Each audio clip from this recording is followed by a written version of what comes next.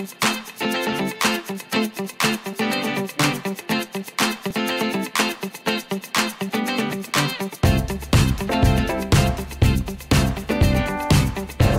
are currently on what used to be the outer edge of Amsterdam. Once upon a time, Amsterdam had a city wall, which was broken down practically 20 years after we finished building it. But if you look to the right, this is one of the last remaining parts of this old city wall.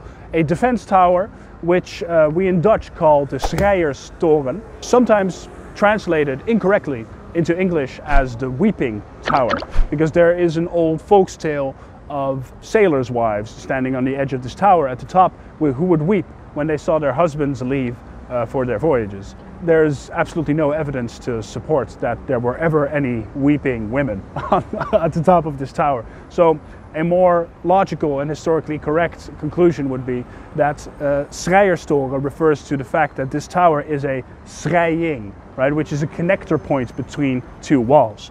And if you look closely back at the map, which has frequented this tour, you follow the tip of my finger, this is where we currently are, right next to that tower. And you'll see the city wall stretching down this canal, which we are standing at right now. On the other side would be the harbor, right? So this would be a barrier of defense for any hostile ships that might want to attack Amsterdam, which in fact never happened because our defenses were quite good. This was a period in time where Amsterdam had the Netherlands, Holland rather, had a fleet that was larger than that of Spain and England combined. Not necessarily huge warships, but we had so many trade ships and larger ships sailing the oceans that in the 17th century it is indisputed that the Dutch ruled the oceans. And this is an interesting period for Amsterdam, being the hub, center of trade for everything. Down this canal, which we're standing right now, this was one of the main access points for ships unloading the goods towards the square, which we will visit at the next point. So this was definitely a place where a lot of activity happened once upon a time.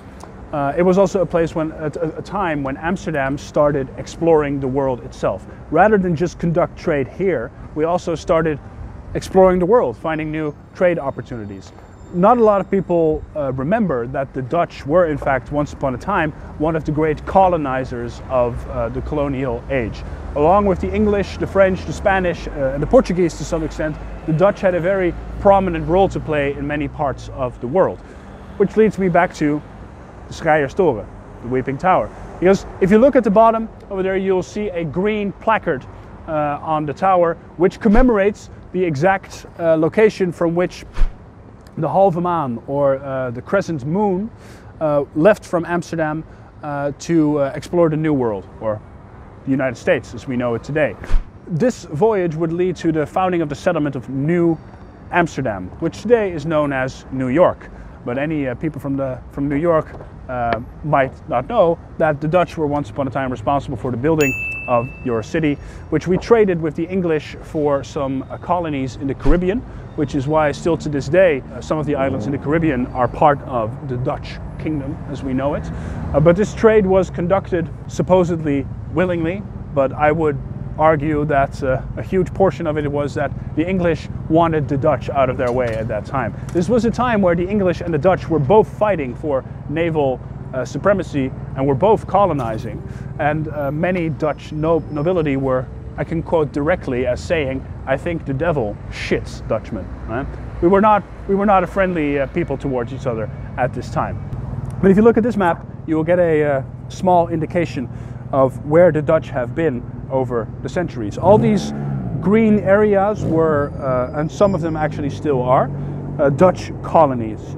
And we will revisit this map later. We will discuss this topic more in depth. But what is interesting for now, maybe to note, is that this sliver here in North America, this is where New Amsterdam was, where Manhattan was once upon a time, where it was founded. And in fact, to this day in New York, you can still see traces of the time that it was New Amsterdam. Neighborhoods like Brooklyn, for instance, were named after Breukelen, which is a town here in the Netherlands. Wall Street, right? Wall Street, the infamous place of commerce, is actually based upon this street. And why? Because, as I mentioned earlier, the city wall of Amsterdam stretched down this canal. So this street was actually right next to that city wall. And New Amsterdam was in many ways a carbon copy of the original Amsterdam as it was, so they also had a street next to the wall.